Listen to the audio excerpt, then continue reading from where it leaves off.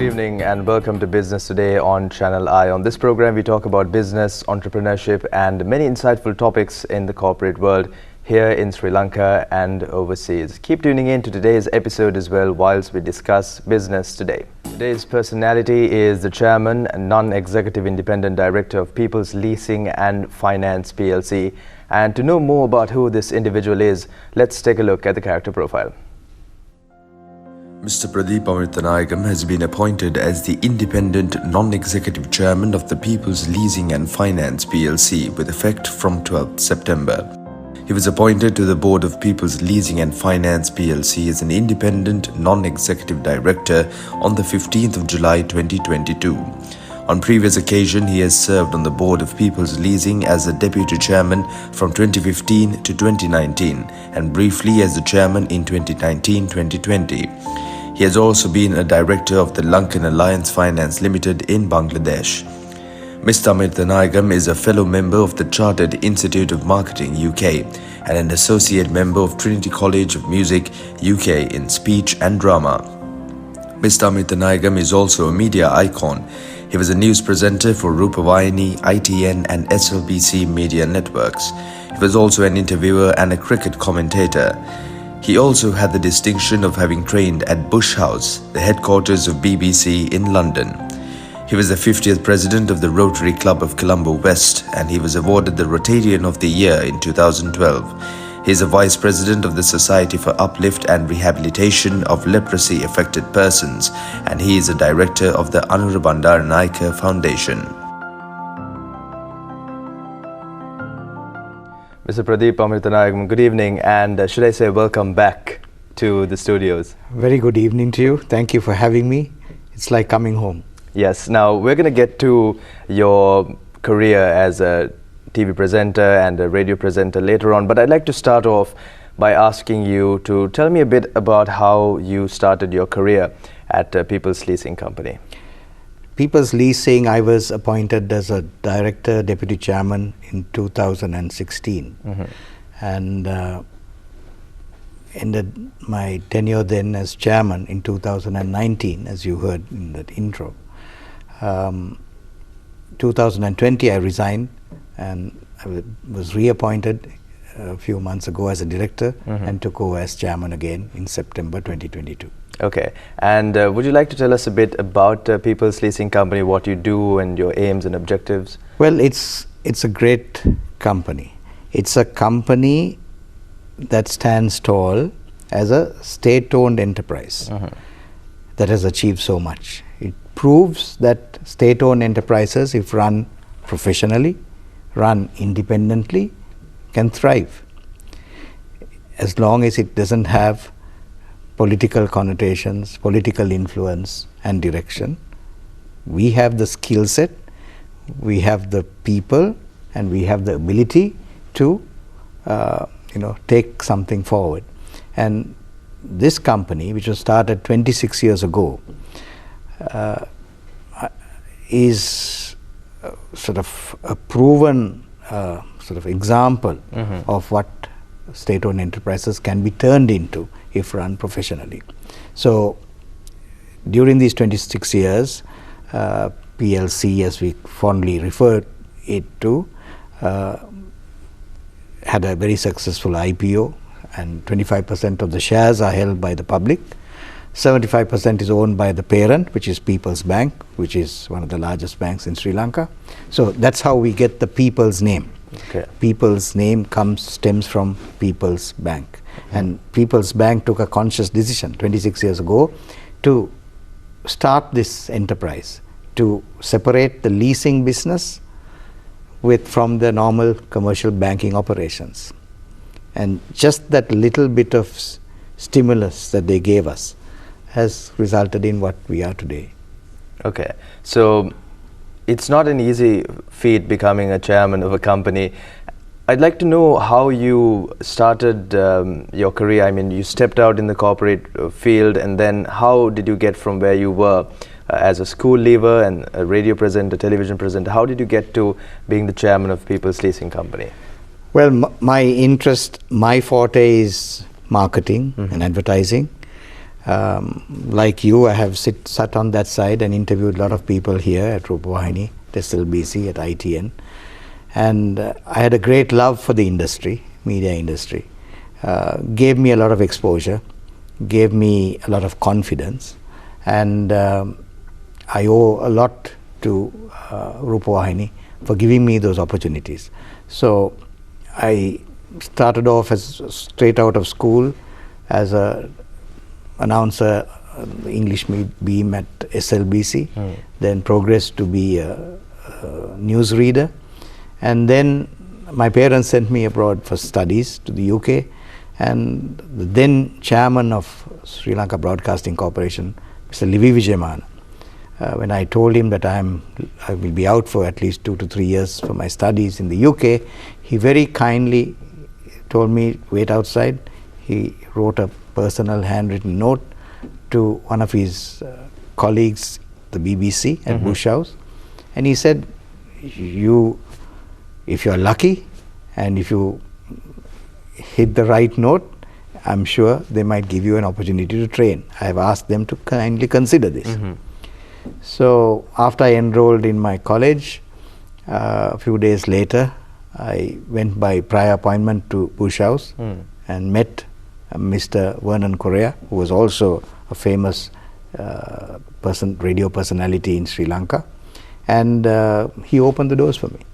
He got me trained in every aspect of broadcasting with BBC local radio, and gave me exposure in radio stations, BBC Nottingham, BBC Leicester, and I worked alongside so many prominent personalities and learned the trade.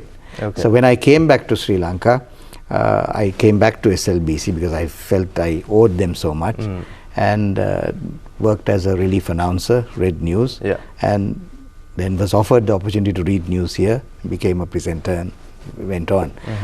My interest was, as I said, was in advertising and marketing, so I got into an advertising career, started my own company in 1990, and Holmes Pollard and Stott is now 30 odd years in the industry. And in 2016, the then Minister of Finance and the Prime Minister asked me to come and look at people's leasing, and gave me an opportunity there. So I grabbed the opportunity and did a lot of things. We also took a very important step of going into Bangladesh, into a big market. So we were one of the first companies that went outside Sri Lanka, and today I visited them last week. The Bangladesh operation runs very well, and we are going for an IPO in Bangladesh before the end of 2023. So we're looking at the region, maybe Nepal, maybe a few other countries in this region, and to take PLC to the next level, because we are the largest NBFI, and very happy about the results that we have shown. Our strength is in our people, the staff that we have, 2,600 people, 115 branches. So it's a huge operation. It's bigger than a bank in certain respects. Now, tell me about some of the challenges you faced when you were on your journey to get to where you are today, and what you did to overcome them. Challenges come every day. If you don't get a challenge, you won't become who you should be, because we as leaders, we like challenges. And if you just sit back and fold your arms and think, it'll go away, you will end up as a failure. But if you take up the challenge, find resolutions and move forward, you will do well in your career, and so will the company that you work for. So challenges are part of everyday life. Today we are facing challenges, but we are overcoming the challenges, because the situation economically is not the best. But I'll tell you, at People's Leasing, I visited a lot of the branches. Our collection rates are very good. We are collecting over 110%, and sometimes people talk of a slowdown in the economy. People are paying. Our people do not want to run away. They don't want to be indebted. So you have to overcome. You have to give them opportunities. You have to give them haircuts on their various loan facilities to help them to pay back. But People's Leasing have given moratoriums to massive effect, massive amount to help the small end, from the bus owner to the farmer to a normal mercantile executive who has a car, to get over these difficult situations. Because we are today because of our customers, and in a situation like this we need to reach out to them, and we have done that. Okay. And would you say that your role as a television presenter and going out into the world and not being camera shy has helped you in your journey as a corporate? Definitely it does, because the confidence level to be able to get up, speak, make a presentation, be understood, to convey something effectively, because it's all to do with communication. The harshest thing can be communicated in a simple, effective way that can buy people. Correct, yeah. They need to buy into the idea. You can't talk down at people, right? So you need to convince them, you need to cajole them, you need to motivate them, you need to guide them, and they will come around. They will work. So whether it's a customer, whether it is your own employee, if you treat them with respect, treat them with dignity, that is the ethos that I work by. Anybody from the lowest level to the highest level has to be treated with dignity. He may be a debtor, he may have not paid his lease payments for the last 6 months or 8 months due to various pressures that he had. But you cannot treat that person in a nasty manner. You have to go out of your way to try to, because a failed customer, we selected that customer and gave him a facility. So if we have also then been unfair, we have been wrong in our judgment of that customer. So we need to work with him. We need to help him out of this difficult situation. Because if there is trust, if there is a kind of collective effort, I'm sure we can come out of this current predicament that we are in. Right. And speaking about your time at BBC in Bush House, and speaking about broadcasting here in Sri Lanka, are there certain things which you learned over there which you think we can implement here in Sri Lanka and maybe raise the standards of media in Sri Lanka? Yeah, one simple test that they did. First test that they did when I went to BBC, I didn't know, they were recording me and we were having a chat. And they played it back. Okay. Played it back and asked me, are you happy with it? I said, I'm very happy with it. Okay, they said, listen again. And I listened again. I couldn't find any problem with it. Then this guy said, he was a Nepalese, chap by the name of Mani Rana, I still remember, he was a newscaster. He said, do you realize that at the end of every sentence, you are saying no? You are giving a statement and then you are disagreeing with your own statement. That is how I read you. So then I had to say that is a Sri Lankan way of talking. You say something and say no, that it stems from Sinhala, the way you say අපි මේක කමුද නේද, you know, and you know, so that was something that was they corrected in the first go. So I was very conscious from there on to be very careful when I constructed a sentence and not to say the word no at the end of that sentence, disagreeing with what I had said earlier. So those are the little things but very effective things that they taught you. They first listen to you.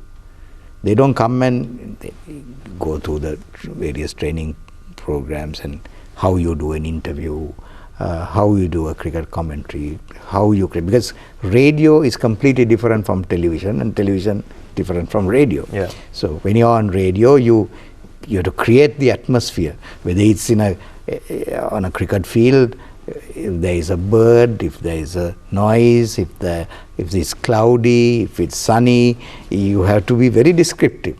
But if it's TV, the visuals speak for themselves. So that difference was very clearly, taught to us. Yes, and after doing so many things, we saw in your biography as well, you've done so many things and you are partaking in a lot of activities. How do you maintain a work-life balance despite all of this? I believe that once you go home, I practice this. I disconnect with whatever I have been doing outside home, because that time that is spent with the family is very important. Because if your family, your life balance that is not there, it will affect you when you go to work the next day. So, and also you are fresh. I commit to a piece of paper what I have to do for the next day before I leave my desk, whether at People's Leasing or whether in my own company. I do that. Thereby, I take it away from my mind when I go home, because I know the next day, when I come to work to whichever position, I am able to pick up from where I left off yesterday. Or if I don't return, if I have dropped dead in the night, somebody else can take over from me the next day. So it's basically a to-do list. It's a to-do list of things, short term as well as long term. Okay. Could be for tomorrow, it could be in a week's time, could be in 2 weeks' time, but a set of goals and a set of things to do. And I practice this to this date. I do not leave office because it gives you a mental relief.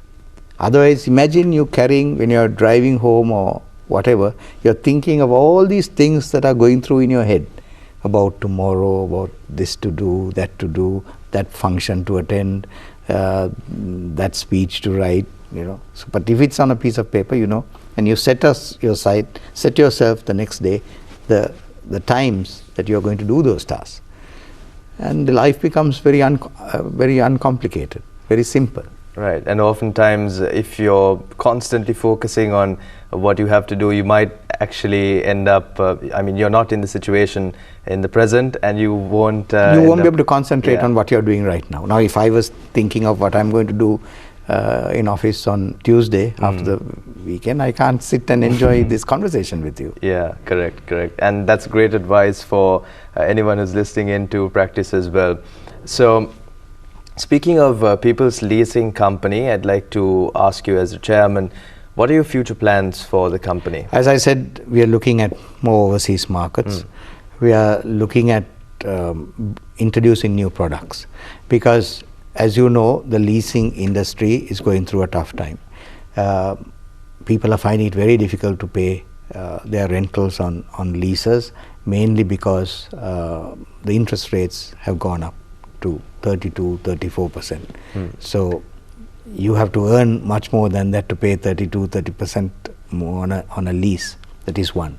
Two is there are no car imports into the country or vehicle imports. So the leasing industry shrinks. So it's all to do with the local market. You have a car, you want to sell it and earn some money, somebody else will lease it. Yes, we do leases, but that is getting less and less due to the high rates of interest. So what do we do in this situation? We have introduced new products like gold loans and things like that, because people need cash. So we are looking at certain sectors come January 2023. One is the agricultural sector, because our farmers need better results and our farmers need to be rich. But in this country, it's the middleman who is rich and not the farmers. Farmers, if you look at them, they are the same. Their lifestyles have not changed. They are still in debt. They borrow and they cultivate. They pay back their loan and again borrow and start again. So their lives have not improved. You check the farmers in the West or in Australia, they are the richest community in the country.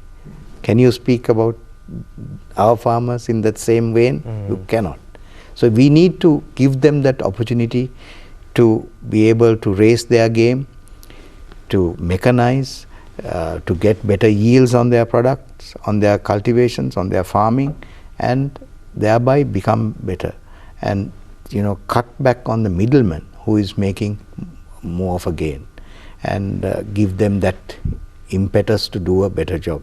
So one is farming, one is our energy crisis, because electricity bills are becoming tougher and tougher to pay, and we are, as a country, blessed with sunlight, right, and blessed with other types of renewable energy like wind power and various things like that. So we want to give special opportunities to people to be able to take a solar connection. You might as well pay us the whatever that you are going to pay your electricity bill for 3 or 4 years, and then be completely free of that worry. And then you will have your solar plant giving you the electricity free. It also helps both ways. Helps you, your purse, it helps the government, because the pressure on the government sector, where so much of fuel is imported to the country, and the dollars that we spend on that will get reduced. So we're looking at 2 things to develop in 2023. Okay, that's great. And before we wind up, do you have any words of advice for the young entrepreneur, businessman who's listening out there? You have to stay focused. You have to stay relevant, and you have to stay young, because if you do that, whatever challenges might come your way, you will be able to overcome it. I was reading the other day that NFL in the US, the National Football League, the average lifespan in NFL is 3.3 years. Okay.